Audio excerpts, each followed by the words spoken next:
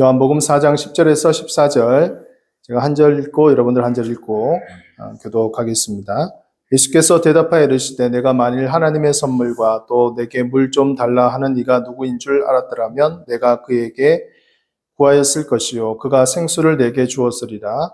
여자가 이르되 주여 물기를 그릇도 없소 이 물은 근데 어디서 당신이 그 생수를 밖에서 하나이까. 우리 조상 야곱이 이 우물을 우리에게 주셨고 또 여기서 자기와 자기 아들들과 짐승이 다 마셨는데 당신이 야곱보다 더 크니까. 예수께서 대답하여 이르시되 이 물을 마시는 자마다 다시 목마르느냐. 내가 주는 물을 마시는 자는 영원히 목마르지 아니하리니 내가 주는 물은 그 속에서 영생하도록 솟아나는 샘물이 되리라. 아멘. 네, 우리 9월달 또 이렇게 또 맞이하게 되어서 감사하고요. 이 추수의 계절, 가을의 계절을 또 이렇게 준비하면서 하나님께서 우리 푸른나무교회뿐만이 아니라 우리 함께 하시는 우리 모든 성도님들 또 하시는 사업과 또 직장과 또 가정 가운데 크신 축복과 은혜가 넘치기를 간절히 소원합니다. 네. 오늘 사마리아 여인과의 만남이라는 그런 말씀을 가지고 함께 은혜를 나누었으면 좋겠습니다. 제가 예전에 부목사 때 청량리에 있는 교회에서 제가 사역을 했습니다. 그래서 그곳에서 한 8년 정도 있었는데, 이 청량리라 그러면 제일 번화한 곳이 청량리역 주변입니다. 혹시 뭐 가보신 분들은 아시겠지만, 거기에 서울에서 가장 큰 전통시장이 있습니다. 그 시장 이름이 경동시장입니다. 물가가 싸기로 유명한 곳이죠. 그리고 또 맞은편에 큰 시장이 있는데 양령시장이 있습니다. 한약재를 파는 그 서울에서 가장 큰 이제 양령시장이 거기 있습니다. 그래서 이 청량리 특성상 연령대층이 좀 높아요. 뭐 젊은 사람들보다는 아무래도 장년층 이상들이 많이 있습니다. 그 가운데 제가 이제 교회 사역을 하다 보면 뭐 신방이나 장례를 많이 하잖아요, 그죠? 그래서 이 신방을 이제 뭐 밤낮 없이 이렇게 장례도 밤낮 없이 이렇게 다녀야 되는 그런 상황이 있으니까 특히 장례 같은 경우는 그 청량리역 주변에 성모병원이라는 곳이 있습니다. 가톨릭 재단에서 이제 운영하는 성모병원이 있는데 이제 거기를 주로 많이 이용을 하거든요. 근데 이제 그 청량리역이 지금은 좀 이제 달라졌어요. 많이 달라졌는데 그 이전까지만 해도 그 주변은 여러분들이 잘 아시는 굉장히 큰 윤락가가 형성되어 있습니다. 그래서 제가 이제 그 성모병원을 이제 가기 위해서는 그곳을 지나갈 수밖에 없어요. 다른 방법이 없습니다. 그리고 그 주변이 다 윤락가, 환락가이기 때문에 이 개발이 되기 전에는 참 이 역 뒤편으로 인해서 뭐 수백 개의 그런 윤락가들이 이제 운영을 했습니다. 그래서 밤이 되게 되면 낮에는 뭐 별로 이렇게 큰 게 잘 모르는데 밤이 되면 이제 불야성을 이룹니다. 네온 사인에서 이제 뭐 휘황찬란한 그런 세상이 펼쳐지기도 하죠. 그래서 이제 그 거리를 지나야지만 지름길로 갈 수 있어요. 그래서 어쩔 수 없이 그 길을 지날 수밖에 없는 그런 일들이 많이 있습니다. 그래서 이제 참 지나가다 보면 그곳에서 막 이제 호객 행위를 하는 그런 여성들이 이제 등장을 합니다. 휘황찬란한 네온 사인으로 꾸며진 모습들이 어떻게 보면 정말 이 서울 한복판에 이런 곳이 정말 있을 수 있을까 할 정도로 정말 문화적인 충격을 제가 받았습니다. 다른 쪽에 있다가 제가 가니까. 근데 이제 사람이라는 것이 이제 적응하기 나름인 것 같아요. 좀 시간이 지나니까 좀 적응이 되더라고요. 마침 그곳에서 사역을 하는 전도사님이 있었습니다. 그 전도사님은 이제 그 교회 출신으로 해서 이제 신학을 하면서 이제 그곳에서 이제 특별한 사명을 받고 사역하는 전도사님이 있었어요.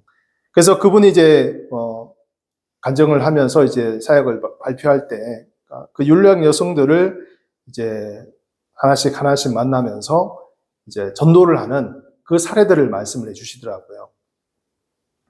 세상 사람들은 사실 율랑 여성을 마치 벌레 보듯이 그렇게 보잖아요. 그죠? 지적하고 비난하고 정말 꺼려 하잖아요. 그죠? 그러나 그 전도사님 말씀하시기를 그들도 우리가 품어야 될 영혼들입니다. 라는 것을 말씀하시더라고요. 정말 충격적인 이야기를 들은 적이 있습니다. 그곳에서 그 율랑 여성들을 전도하다가 보면 상당수가 교회를 예전에는 다녔던 그런 사람들이 있다는 거예요. 또 그 중에 더 충격적인 것은 그 부모님이 장로님이고 권사님이고 하는 그런 사람도 있다는 거예요. 자, 어떻게 보면 세상 사람들이 다 비난하는 그런 여성들이지만 그들도 우리와 별반 차이 없이 또 가족 중에 누군가의 딸이고 언니고 누나고 동생이었다라는 것을 생각하게 됩니다. 세상에서 사람들이 꺼려하는 그런 직종에 있는 사람들이 있잖아요. 그죠? 그들과 관계를 맺는다는 것은 어떻게 보면 금기시가 되어 있습니다. 사회적인 약자로서 또 어려움을 받으며 그렇게 살아가는 사람들입니다. 오늘 성경에도 보면 이런 사람이 등장합니다. 바로 예수님은 이 갈릴리 지방을 가기 위해서 이 사마리아 지방을 지나게 되는 것이죠. 당시 유대인들은 사마리아인들을 아주 멸시했습니다. 그래서 갈릴리를 가려고 하면 일부러 이 사마리아를 우회해서 갔어요. 멀리 돌아갔어요. 지도를 보시면 여러분 여기 이제 앞을 보시면 이제 이 밑에서 내 나라 지방에서 이 위에 북쪽 갈릴리를 가려고 하면 이 사마리아 지방을 통과하면 지름길로 직선으로 갈 수 있어요. 근데 이렇게 옆으로 우회해서 가게 됩니다. 이 사마리아를 사람들이 왜 꺼려하느냐 역사적인 배경을 잠깐 말씀을 드리면 솔로몬 사후에 남유다와 북이스라엘이 분단이 되었잖아요. 그죠? 그리고 남유다는 그래도 좀 선한 왕들이 좀 있어서 그래도 하나님의 역사를 이루어가는 그런 하나님의 섭리가 있었습니다. 그러나 북이스라엘의 그 땅은 대부분 다 거의 모든 왕들이 악한 왕들로서 하나님의 말씀과 또 하나님의 인도하심을 다 버려버렸어요. 그래서 결국은 그곳은 우상 숭배 본거지가 되어버렸습니다. 이 사마리아 지방에 결국 제단을 쌓아서 예루살렘으로 가지 말고 이곳에서 하나님께 제사하고 이런 일들이 생기게 된 거죠. 그래서 그 땅은 얼마 되지 않아 아수르의 침공으로 BC 722년에 멸망을 당하게 됩니다. 그리고 이 아수르라는 나라가 어떤 정책을 폈냐 하면 자신들의 그 나라에 있는 사람들을 강제로 이주를 시켜서 이 사마리아 지방에 데려온 거예요. 그리고 그곳에 있던 그 북이스라엘 사람들과 같이 혼합해서 살도록 그렇게 민족 혼합 정책을 폈습니다. 이것은 유대 민족의 어떤 하나님 나라의 그 이스라엘 백성들의 민족의 정체성을 훼손하게 되고 또 그들을 아수르화하려고 하는 하나의 민족 말살 정책이라고 볼 수 있는 것이죠. 결국 이스라엘은 이로써 혼혈족이 되어버리는 것이죠. 그래서 남유다는 그나마 그래도 아브라함의 그 언약과 그 믿음의 신앙의 혈통을 가지고 있었기 때문에 이미 혼합 민족이 되어버린 저 북이스라엘, 특히 사마리아 저쪽에 있는 사람들을 멸시하게 된 거예요. 이해가 되십니까? 그래서 그들은 하나님의 백성임을 포기하고 이방 민족과 더불어서 결국은 혼혈 민족이 되어버리기 때문에 그 사람들을 아주 멸시하고 그들과는 상종하지 않게 되었습니다. 이것은 여러분 마치 우리나라가 일제치하에 의해서 우리나라도 점령을 당했잖아요. 그죠? 그래서 여러분 일본이 어떤 정책을 썼습니까? 우리나라 이 민족의 고유의 정체성을 훼손하기 위해서 뭐 삭발령을 내리기도 하고 또 우리의 언어 이 한글을 사용하지 못하게 하고 창시 개명을 했잖아요. 그죠? 그래서 멀쩡한 우리 말을 쓰지 못하고 우리 이름을 쓰지 못하고 일본 이름으로 바꾸어서 또 일본화하려고 하는 그러한 정책을 폈습니다. 그래서 일본 문화로 우리를 변화시키기 위해서 많은 노력을 했죠. 심지어는 일본에 있는 사람들을 우리나라에 이주를 해와서 한국 사람으로 같이 이렇게 살도록 만들었죠. 그래서 여러분 우리 민족들 가운데는 아직도 여전히 뼛속 깊이 이 반일 감정이 있습니다. 이런 역사적인 그런 증거들이 있으니까 마찬가지로 남유대 백성들에게 있어서도 이 사마리아 사람들은 완전히 그냥 혼혈되어 버린 이방 민족보다 오히려 더 못한 그런 사람으로 멸시하고 조롱하고 상종하지 않았어요. 그런데 문제는 오늘 예수님은 유대인들이 그렇게 멸시하고 경멸하는 이 사마리아 지방을 가게 된 것입니다. 지방으로 이렇게 우회해서 보통 이렇게 가지만 예수님이 그렇게 가게 된 거예요. 그리고 낮 정오 시간이 되었습니다. 이제 우물가에 있게 됩니다. 사진 한번 보여주실까요? 이게 예수님이 이제 이 사마리아 여인과 같이 대화하는 장면을 이제 그림으로 그린 건데, 예수님이 길을 가다가 보니까 피곤해 하셔가지고 그곳에 잠시 쉬어가지고 이제 물을 마시려고 있었어요. 그래서 그곳에 이제 사마리아 여인이 이제 물을 기르러 찾아오게 됩니다. 그래서 예수님은 여인에게 물 좀 달라라고 이렇게 요청을 하죠. 사실 이 장면은 매우 생소한 장면입니다. 이게 절대로 정상적인 장면이 아니에요. 많은 사람들이 또 멸시하고 경멸하는 사마리아 여인이기 때문에 대화를 하지 않는, 상종을 하지 않습니다. 그러나 예수님은 이 사마리아 여인에게 물을 달라고 요청하면서 이렇게 답변을 합니다. 요한복음 4장 9절 말씀 읽지는 않았지만 제가 읽어드릴게요. 사마리아 여자가 이르되 당신은 유대인으로서 어찌하여 사마리아 여자인 나에게 물을 달라 하나이까? 하니 이는 유대인이 사마리아인과 상종하지 아니함이더라. 그게 말씀 나오죠, 그죠? 상종하지 않은 것.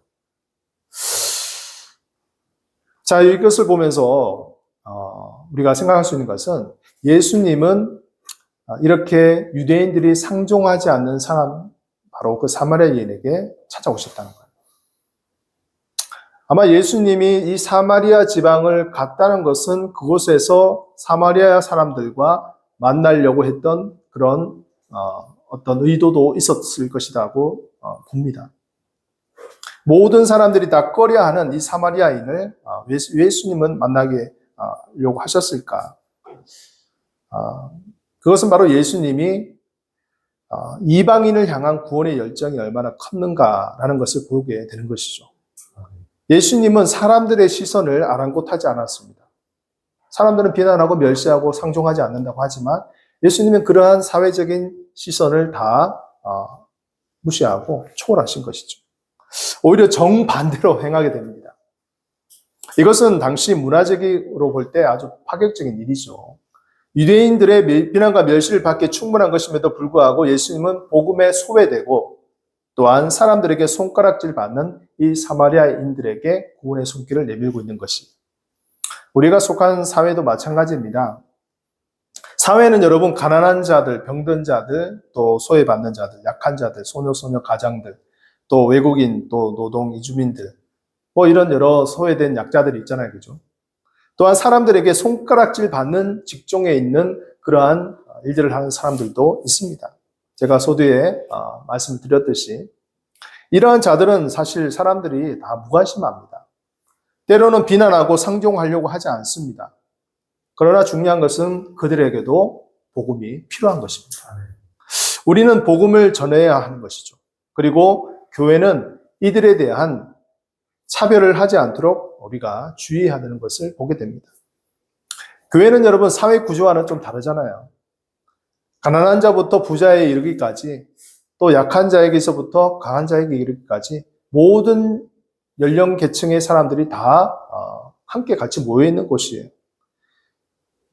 사실 이것이 가능하게 된 것은 바로 예수 그리스도의 그 복음의 공동체로 인해서 하나 연합된 것이죠. 이것이 아니면 어떻게 이것이 가능하겠습니까? 물론 교회라는 곳에서 이들을 모두 수용하고 같이 간다는 것은 그리 쉬운 일은 아닙니다. 굉장히 많은 부담감이 있죠. 저는 그것을 인정합니다. 저의 이 편협한 사고 방식에 있어서도 그 전도사님의 그 간증의 사례를 듣기 전에는 저도 그렇게 생각을 했으니까. 그리고 그들을 비난하고 정죄하고 정말 저주받은, 어떻게 보면 좀 심지어는 저주받은 그런 사람들이라 할 정도로, 하나님께서 정말 버린 사람이라 할 정도로 그렇게 봤죠. 그러나 복음 안에서는 그러한 차별이 이루어져서는 안 된다는 것을 말씀하고 있는 것입니다.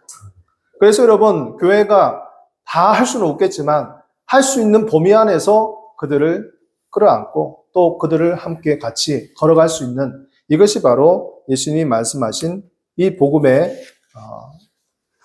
행동에 우리가 동참하는 것이 아닌가라는 생각을 하게 됩니다. 그래서 저는 요즘에 참 고민을 하는 것이 뭐냐 하면 요즘 가정 문제들을 많이 겪고 있잖아요. 그죠? 가정 문제들.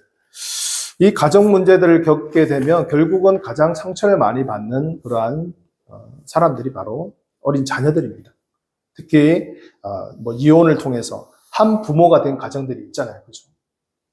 정말 이들이 어느 곳에서도 사실 설 데가 없어요. 교회에 와서 정말 신앙생활을 하려고 해도 그러한 꼬리표가 달리게 되면 또 수군수군 되는 그런 일도 있을 것이고, 또 비난하기도 하고 왜 저렇게 했느냐 하면서 또 정죄하기도 하고, 어떻게 본다면 이들은 교회에 와서 위로받고 회복되고 건강한 가정으로 정말 회복이 되어야 돼요. 나아가야 되는 그런 사람에도 불구하고 교회조차도 이러한 사람들을 배척하게 되는 그런 안타까운 모습을 보게 되는 것이죠. 여러분, 가정 해체는 부부 사이에만 국한되지 않습니다. 자녀들이 받는 충격은 훨씬 더 큰 것이죠. 그래서 이 자녀들이 앞으로 그 좋지 못한 사례를 또 충격을 받고 난 이후에 결국은 부모와 같은 동일한 전체를 밟을 가능성이 상당히 크다는 겁니다. 통계적으로 볼 때도. 이들은 복음으로 세우고 격려해서 건강한 가정으로 이미 정말 어쩔 수 없는 그런 상황에서 그들이 처했지만 그들만이라도 이제는 정말 아름다운 건강한 가정으로 나아갈 수 있는 그런 기회를 우리가 주어야 되지 않겠습니까? 그리고 예수님으로 인해서 정말 행복한 만남, 행복한 인생, 행복한 가정을 이루어야 되지 않겠습니까? 저는 이것에 대해서 먼저 말씀드리고 싶습니다. 예수님은 정말 세상 사람들이 손가락질하는 그러한 우리의 약자들에게도 찾아오셨다. 예수님 차별이 없으신 것이죠. 차별은 우리가 만드는 것이죠. 그리고 예수님은 이제 두 번째 이 여인과 대화하는 내용에서 정말 중요한 그러한 메시지를 담고 있습니다. 사마리아 여인은 낯선 유대 남자가 자신에게 말하는 것을 보면서 굉장히 놀랐습니다. 아니, 어떻게 당신은 유대인으로서 저는 상종하지 않는데 저에게 물을 달라고 합니까? 이 말씀 한 구절을 볼 때 그 당시 시대적인 사회적인 이러한 것이 얼마나 폐쇄적이었는가를 우리가 알 수 있는 것이죠. 그래서 예수님이 이렇게 답변합니다. 오늘 본문 10절 말씀 같이 한번 읽겠습니다. 시작. 예수께서 대답하여 이르시되 내가 만일 하나님의 선물과 또 내게 물 좀 달라 하는 이가 누구인 줄 알았더라면 내가 그에게 구하였을 것이요 그가 생수를 내게 주었으리라. 아멘. 예수님은 자신이 하나님의 선물, 즉 하나님의 아들임을 드러내고 있는 거예요. 그리고 필요를 채워주시는 공급자이라는 것을 말씀하고 있습니다. 생수, 즉 생수의 근원이 바로 자신이라는 것을 말씀하고 있는 것이죠. 예수님이 말씀하시는 생수는 그냥 마시는 생수의 차원이 아닙니다. 바로 복음을 말씀하시는 것이죠. 여자는 물기를 그릇도 없고 우물이 깊어서 내가 어떻게 할 수 없습니다. 라고 그렇게 이야기를 합니다. 그리고 이 우물은 야곱의 우물이다. 야곱의 조상 야곱의 시대부터 우리가 먹어왔던 그 우물인데 당신이 어떻게 야곱보다 더 큽니까? 그 물을 계속해서 우리에게 줄 수 있다고 이야기를 합니까? 라고 이렇게 이야기를 하죠. 그자 예수님 너무나 유명한 말씀 13절 14절 말씀을 하십니다. 같이 한번 읽겠습니다. 예수께서 대답하여 이르시되 이 물을 마시는 자마다 다시 목마르려니와 내가 주는 물을 마시는 자는 영원히 목마르지 아니하니 내가 주는 물을 그 속에서 영생하도록 솟아나는 샘물이 되리라. 아멘. 예수님 말씀하신 것이 단순히 그냥 마시는 물이 아니다는 것을 알 수 있겠죠? 물은 인간의 생명에 직결될 만큼 필수적인 요소입니다. 우리가 물을 먹지 않고서는 얼마 살지 못하잖아요. 그죠? 그래서 이 물은 생존에 반드시 필요한 그러한 물질입니다. 그렇지만 물의 수량에는 한계가 있잖아요. 그죠? 물을 한번 마시고 나면 그 물이 사라져버리잖아요. 그죠? 지속적으로 공급하려면 이 물을 잘 관리를 해야 합니다. 특별히 중동 지방은 물이 정말로 소중한 귀한 그러한 지방이에요. 여러분, 우리나라는 얼마나 참 하나님께 축복을 받았는지, 정말 장마기 때, 또 뭐 이럴 때 비가 많이 오잖아요. 그죠? 제철에 또 비가 오고, 이렇게, 물이 그렇게 우리가 뭐 모자라는 그런 나라는 아니잖아요. 그죠? 그러니까 여러분, 중동은 완전히 반대예요. 우리나라의 소비가 별로 나지 않듯이, 뭐 거의 안 나듯이, 중동은, 비가 거의 오지 않는 정말 이 사막 건조한 그 땅이 바로 중동지방입니다. 물을 확보하기 위해서 전쟁을 벌일 정도로 이 물은 마치 석유와 같이 정말 그들에게서는 중요한 존재이죠. 예수님이 이 사마리아 여인에게 말씀하신 이 생수는 그들이 그토록 생명보다 더 소중히 여기는 그 물보다 하나님의 복음이 더 중요한 것이다. 그 복음이 너희를 살리는 것이다. 라는 것을 말씀하고 있는 것이죠. 그래서 내가 주는 물을 마시는 자는 14절에 영원히 목마르지 아니하리니 내가 주는 물은 그 속에서 영생하도록 솟아나는 샘물이 되리라. 예수님은 자신이 주는 물을 마시는 자는 영원히 목마르지 아니할 것이다 라고 말씀하고 있습니다. 여러분, 이 얼마나 대단한 진리입니까? 이 말은 바꾸어 말하면 예수님이 영원한 생수라는 말씀이시죠. 끊이지 않는 영원한 복음의 생수가 바로 예수님입니다. 그러므로 우리 예수님께 나아가게 되면 우리는 영원한 생수를 공급받을 수가 있는 것이죠. 여러분, 세상에서는 정말 많은 것들을 필요로 합니다. 돈도 있어야 되고, 명예도 있어야 되고, 권력도 지어야 되고, 또 이 세상에서 잘 되고 번성하고 성공도 해야 되고, 또 장수를 해야 되지 않습니까? 100세 시대까지 장수도 해야 되고, 이 얼마나 참 우리에게 요구하는 것들이 많이 있습니까? 때로는 이것은 갖추게 되면 더 높은 곳으로 올라가려고, 더 많이 가지려고, 세상에 만족하지 못하고 또 여러 가지 그런 좋지 못한 것들로 쾌락을 누리려고 하고, 여러분, 이것을 서양 사람은 그렇게 살아가고 있습니다.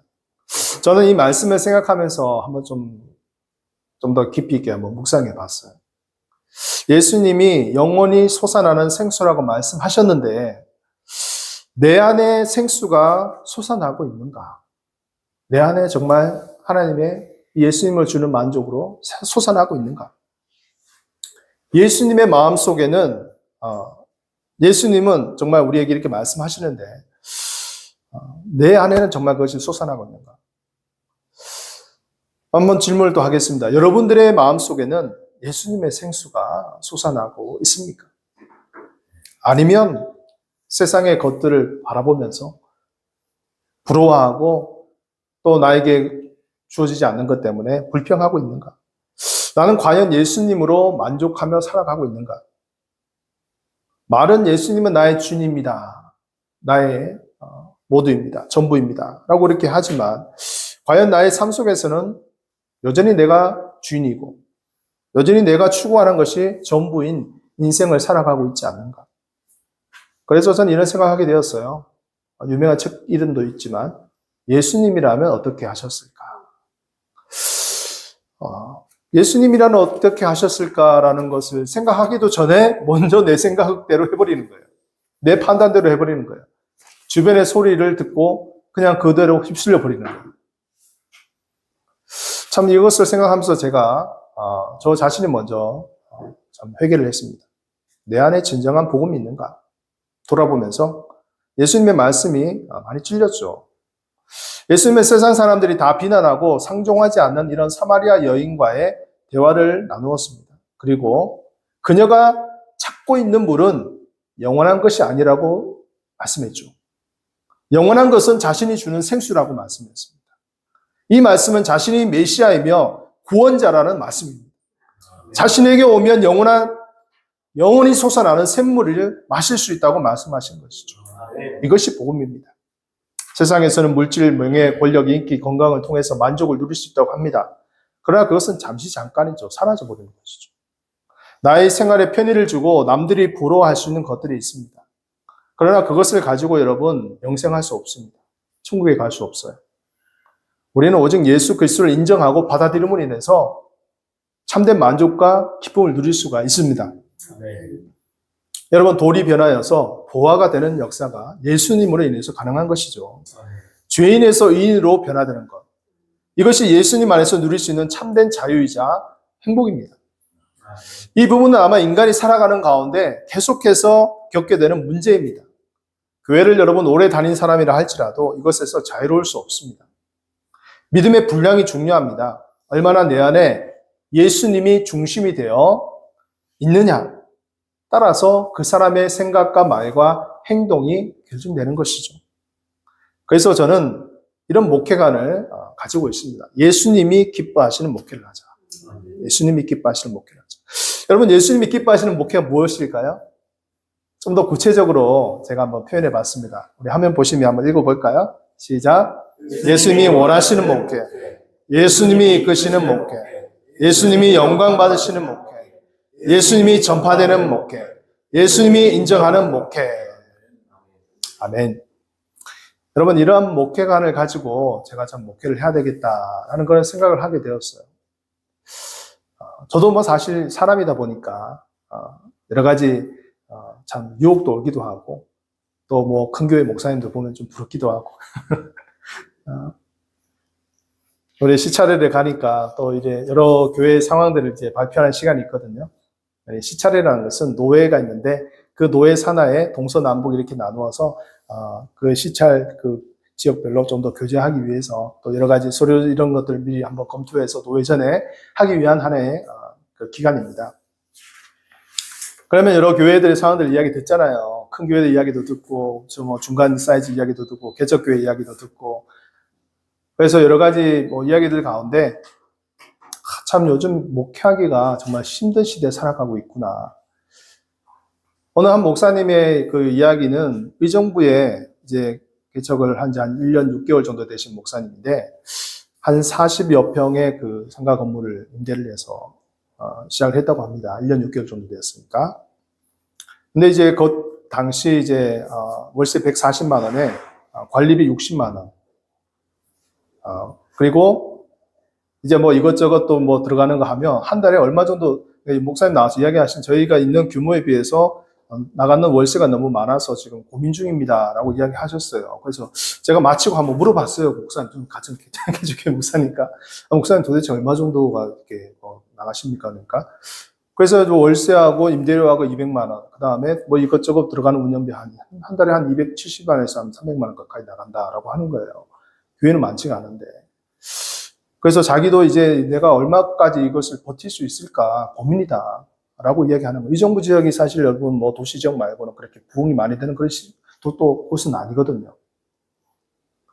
자, 그래서 여러분 뭐 이것뿐만이 아니라 지금 다들 교회들이 큰 교회들도 코로나 이전 나왔던 출석 숫자에서 지금 나오는 숫자를 70%까지밖에 지금 회복이 안 된다는 거예요. 그 이상도 힘들고 70%밖에 회복이 안 되는 거예요. 참 얼마나 참 이 큰 교회들도 큰 교회대로 문제고 갈수록 또 한국 교회가 이제 목회하기가 참 힘든 시대에 살아가고 있다라는 것을 보게 됩니다. 참 저는 이런 것을 보면서 뭐 시대적인 상황도 있겠지만 그것과는 또 별개로 정말 예수님이 기뻐하시는 목회가 어떤 것일까라는 것을 생각하게 되었습니다. 여러분들의 삶들은 어떻습니까? 예수님이 기뻐하는 모습으로 살아가고 있습니까? 아니면 나의 목표를 정하고 나의 뜻이 더 앞서고 내가 원하는 것을 이루기 위해서 나의 인생을 더 추구하면서 그렇게 달려가고 있지 않는가? 우리가 예수님이라면 어떻게 하셨을까? 우리 여러분들의 인생을 한번 돌아보시기를 바랍니다. 병원에서 직원들이 환자들을 친절하게 대하지 않고 퉁명스럽게 대한다면 어떻겠습니까? 사업장에서 일을 하면서 기계가 고장나서 문제를 야기하고 있어요. 회사에서 잘 처리되지 않고 있다면 어떤 마음이 듭니까?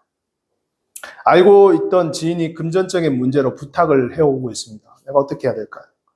자녀들이 말을 잘 듣지 않고 말썽을 부리면서 속상할 때가 있어요. 어떻게 해야 될까요? 여러분, 이런 것은 제가 여러분의 현실 속에서 얼마든지 일어날 수 있는 것을 사례로 말씀을 드린 거예요. 그럴 때 여러분 어떻게 선택하시겠습니까? 이런 순간은 너무너무나 우리에게 자주 접하게 됩니다. 그럴 때 여러분들을 여러 가지 우리가 생각을 하기도 하죠. 또한 사람들에게 조언을 얻기도 하고 인터넷에 정보를 찾기도 하고 그러나 중요한 것은 예수님이라면 어떻게 하셨을까를 좀 더 생각해 보는 것이 우리가 정말 예수님이 기뻐하는 우리의 삶을 사는 것이 아닐까라는 생각을 해보게 됩니다. 우리의 생각과 다른 사람의 의견보다는 또 인터넷의 정보보다는 유튜브의 정보보다는 우리가 먼저 예수님께 물어보고 예수님이라면 정말 어떻게 하셨을까? 당장은 이것을 내가 받아들이기는 어려워도 기도하면서 예수님이 기뻐하시는 일을 선택할 수 있는 그 삶이 정말 하나님이 기뻐하시는 삶이 아닐까요? 우리가 살아가면서 예수님이 기뻐하시는 모습은 어떨까를 생각해 본다면 또 다른 선택의 길로, 또 다른 성장의 길로 나아갈 것이라고 저는 믿어 의심치 않습니다. 아멘. 말씀을 정리하도록 하겠습니다. 예수님은 사마리아 여인에게 찾아오셨습니다.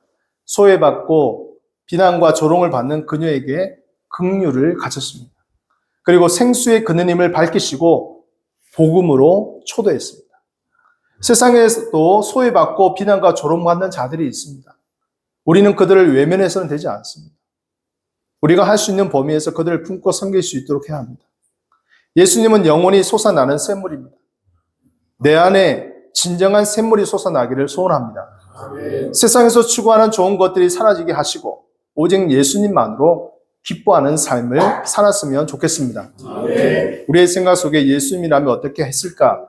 이것을 매번 되새기면서 우리가 하나님이 기뻐하는 하나님이 중심의 삶을 살아가기를 간절히 소원합니다. 아멘. 오직 예수님으로 만족하고 기뻐하는 저와 여러분들이 삶들이 되어서 하나님을 기쁘게 해드릴 수 있는 우리의 귀한 인생 되시기를 주님의 이름으로 간절히 축원합니다. 아멘.